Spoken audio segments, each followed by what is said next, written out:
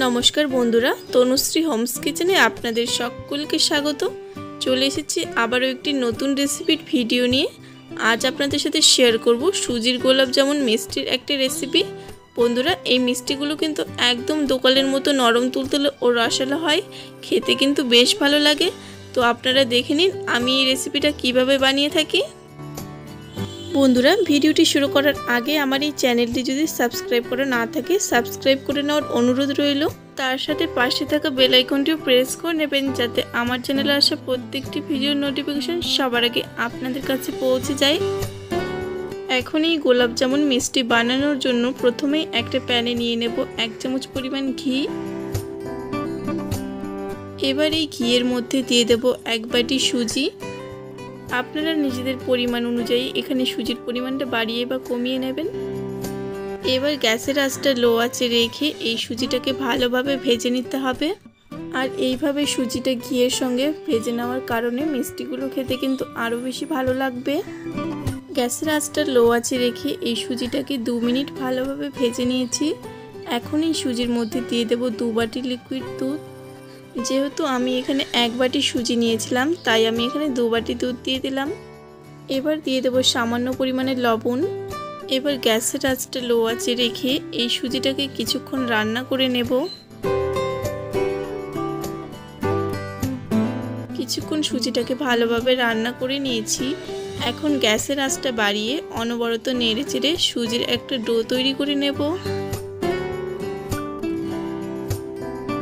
যখন এই সুজির ডোটা এভাবে প্যানের গা থেকে ছেড়ে ছেড়ে আসবে, তখন বুঝে নিতে হবে এই ডোটা ভালোভাবে তৈরি হয়ে গেছে। এখন এই ডোটা একটা প্লেটে তুলে নেব। এবার এই সুজির ডোটা হালকা গরম থাকা অবস্থাতেই ভালোভাবে মথে নিতে হবে। আর এই ডোটা মথে নেওয়ার সময় যদি হাতে লেগে যায়, তাহলে সামান্য পরিমাণে তেল বা ঘি দিয়ে এই ডোটা মথে নিতে পারেন। সুজির ডোটাকে আমি একটা সফট ডোয়ে ভালোভাবে মথে নিয়েছি। আপনারা দেখুন এরকম সফট করেই তৈরি করে নিতে হবে। এবার এই সুজির ডোটা থেকে ছোট ছোট করে লেচি কেটে নেব। লেচি কেটে নেওয়া হয়ে গেছে। এবার এই লেচিগুলো গোল গোল মিষ্টির শেপে তৈরি করে নেব। বন্ধুরা, আপনারা আপনাদের পছন্দ মতো যে কোনো শেপে এখানে মিষ্টিগুলো তৈরি করে নিতে পারেন। এখানে আমার একটা মিষ্টি তৈরি হয়ে গেছে। এখন বাকি মিষ্টিগুলো একইভাবে তৈরি করে নেব। একইভাবে আমি এখানে সমস্ত মিষ্টিগুলো তৈরি করে নিয়েছি। এখন এই মিষ্টিগুলো ভেজে নিতে হবে। মিষ্টিগুলো ভেজে নেওয়ার জন্য আগে থেকে খুব ভালোভাবে তেল গরম করে নিয়েছি। এখন এই মিষ্টিগুলো এক এক করে গরম তেলের মধ্যে দিয়ে দেব।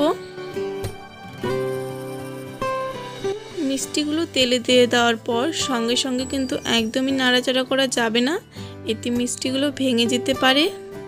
মিষ্টিগুলোর একটা সাইড হালকা করে ভাজা হয়ে গেলে এভাবে হ্যান্ডেল ধরে একটু করে নাড়িয়ে দিতে হবে, এতে মিষ্টিগুলো খুব সুন্দরভাবে ভাজা হবে।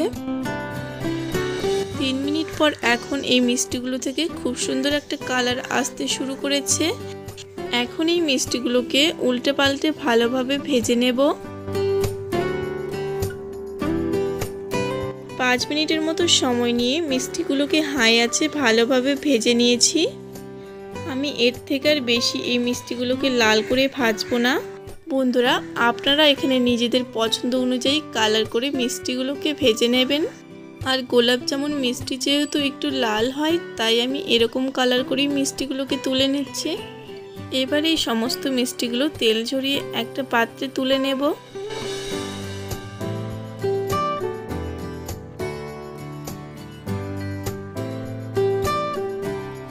এবার এই ভেজে নেওয়া মিষ্টিগুলোর জন্য চিনির শিরা তৈরি করে নিতে হবে। চিনির শিরা তৈরি করার জন্য প্রথমে একটা কড়াইয়ে নিয়ে নিচ্ছি 1 বাটি চিনি। এবার দিয়ে দেব 1.5 বাটি জল। এখন একটা এলাচের মুখ ফাটিয়ে দিয়ে দেব। এবার 2 থেকে 3 মিনিটের মতো সময় নিয়ে এই চিনির শিরাটাকে ভালোভাবে ফুটিয়ে নেব। 3 মিনিটের মতো সময় নিয়ে চিনির শিরাটাকে ভালোভাবে জাল করে নিয়েছি। এর থেকে আর বেশি জাল করব না। এখন গ্যাস অফ করে দেব। এখন ভেজে নেওয়া মিষ্টিগুলো এই গরম চিনি শিরার মধ্যে দিয়ে দেব। তারপর এই মিষ্টিগুলো চিনি শিরার সঙ্গে ভালোভাবে মিশিয়ে নিতে হবে। চিনি শিরার সঙ্গে এই মিষ্টিগুলো ভালোভাবে মিশিয়ে নিয়েছি। এখন ঢাকা দিয়ে এই মিষ্টিগুলোকে রেখে দিতে হবে 1 ঘন্টার জন্য। আর এই 1 ঘন্টার মধ্যেই কিন্তু মিষ্টিগুলো চিনি শিরাটা খুব ভালোভাবে স্যুপ করে নেবে।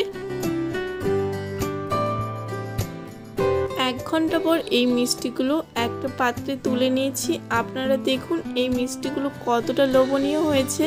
আর এই মিষ্টিগুলো কিন্তু চিনির শিরাটা খুব ভালোভাবে স্যুপ করে নিয়েছে। আর মিষ্টিগুলো ফুলে একদম ডবল হয়ে গেছে। এখন আমি আপনাদের একটা মিষ্টি কেটেও দেখাচ্ছি।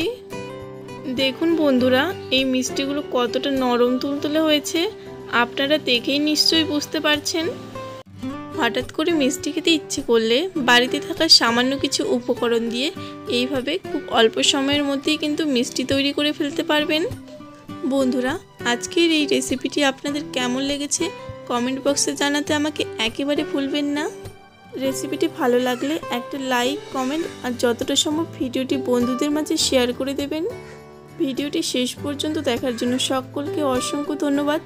সবাই ভালো থাকবেন, সুস্থ থাকবেন।